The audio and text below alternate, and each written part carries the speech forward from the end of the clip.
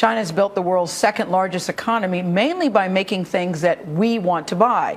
Tom Doctoroff says it's time for us to understand the Chinese just a little better. He is an advertising executive and leading expert on consumer psychology in China. His latest book is called What Chinese Want: Culture, Communism, and China's Modern Consumer. He joins us at the table this morning. Nice to have you with us. Thank you very much. And it's a book that I have to say I learned a lot from. Wasn't really familiar with a lot of the things you talk about. So what do you think the biggest misconception that we as Americans have about the Chinese? Well, I think it's that Chinese are becoming modern and international, but they're not becoming like us. They're not becoming Western. They're not becoming individualistic in a Western way. So our way is aspirational, it's interesting to them, but they still are profoundly Chinese, profoundly tied to the family and the obligations to society. Area Director and Greater China CEO for the marketing communications firm J. Walter Thompson, Tom Doctoroff. He's out now with a new book, What Chinese Want: Culture, Communism, and China's Modern Consumer. Welcome to the show. Good to have you on. Thank you very much. Nice to be here.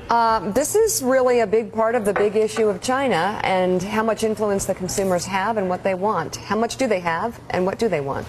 How much influence do the consumers have? A lot. I mean, the Chinese middle class now is about 150 million people, and their disposable income is rising. It's still a relatively penny-pinched middle class, but when it comes to any company that's marketing any brand that is publicly consumed, from cars to mobile phone to Starbucks coffee, the China consumer can be a real force of change. For all Chinese, they are unified by what I call the Confucian Conflict. On one hand, it's highly regimented. But another aspect of Confucian society is that it was the world's first socially mobile society. So it is a very ambitious society, and you see that out here, when we're driving around, just the explosion, the burgeoning of activity and economic growth. Westerners have a hard time understanding that the basic structure of Chinese society is fundamentally different from the West. And by that I mean individuals do not exist in China outside of their obligations and responsibilities to other people. I'm a huge believer that what we need to do is, in this era of consumer empowerment, align what I call traditional, or actually timeless, top-down marketing, which is about message clarity and clear brand positioning, with bottom-up. And bottom-up is all about consumer empowerment, and it's largely fueled with technology. And oftentimes these two exist in different domains. Welcome back to Beijing, and this morning on Today's China, the art of doing business here. China is fast becoming a world power, and companies around the globe are racing to grab a foothold here.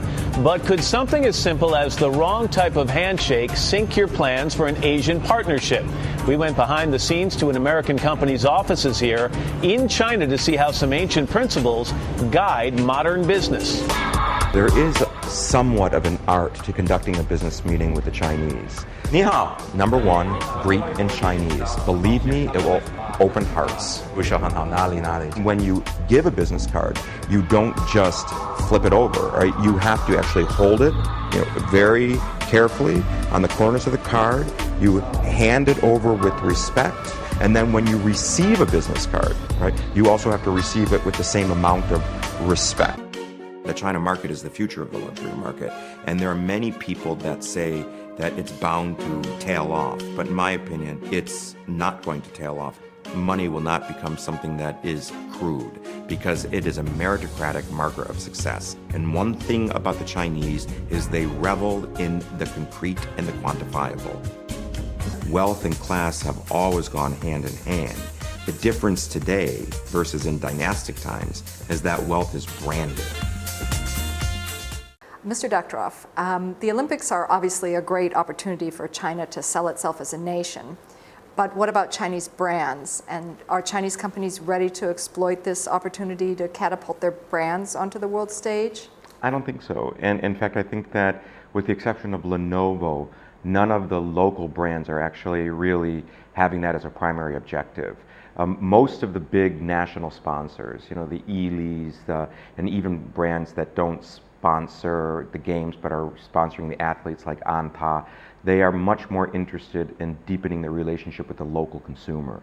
You know, one of the good things about Chinese business thinking and strategy is that they have a very pragmatic view of what's feasible and not feasible. And I think that they all do understand that in order to expand their brands internationally, it takes more than just an Olympic push.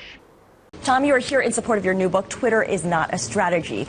When we talk about companies like Uber for the past 2 weeks, Twitter was the strategy. It is the strategy. The CEO, Travis Kalanick, is apologizing on Twitter for a senior executive's remarks that the company could use its tracking technology to keep track of journalists who are critical of Uber's service. Is that appropriate? Well, yes, because Twitter is a tool. Twitter is a tool of dialogue. But if you really think about what Uber doesn't have a message. It doesn't have a way of managing within a framework how it comes off to consumers, and that needs to be top down. Well, the golden rule of marketing in China is that people will be willing to pay a big price premium for anything consumed outside of the house.